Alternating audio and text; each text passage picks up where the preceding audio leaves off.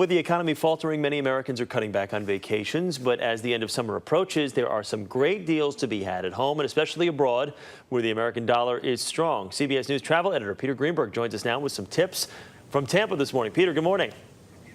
Good morning, Chris. So it's been an expensive summer to travel. We know that airfares are up, hotels are booked everywhere, all the planes are crowded once you do finally get that airfare. So where would you say the bargains are now?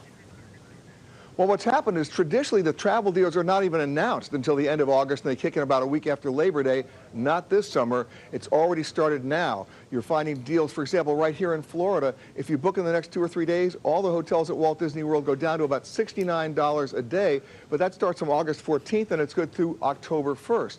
You want a great weekend in Las Vegas? They've got package deals right now. Airfare from New York to Las Vegas and 2 or 3 nights at the MGM Grand starting at about $640, way down from where it was earlier in the summer.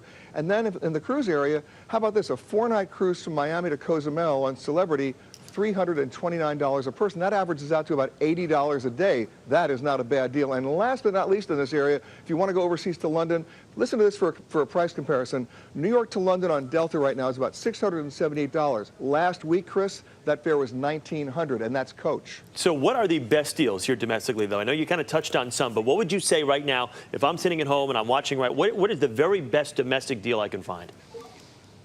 Well, the very best domestic deal is within 300 miles of home, a drive-to vacation, because midweek summer is all open right now. Remember, a lot of school systems are going to start in about 2 weeks, and about August 26th, those fares are going to drop even more.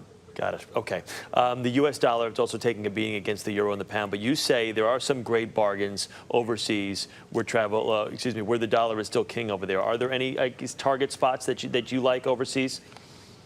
Sure, you just go to the places that have already had their economic meltdown, like Greece, where airfares are down to about $900. Let's go even better than that. Portugal, the euro is killing the dollar, but not in terms of the actual Portuguese situation. Hotel fares right now about $114 a night. Iceland, a great deal because they had their economic meltdown. Things are about 2 to 1 right now. You can do an airfare there for under $700 with hotel, and they even give you an additional stopover, a flyover to London. Nice. It's not a bad deal. Not bad at all. Now, you talk about these being some of the lowest published rates. Are there any ways for consumers to find even better deals out there? Very much so. Don't just go by people trying to be competitive on their rate. Get them to be competitive on their value. Meaning, don't just go by the published rate. If a hotel's advertising a rate for $150 a night, ask an additional question. Can my kids stay free? Can they eat free? And in city hotels, this is key, ask them if they'll throw in free parking.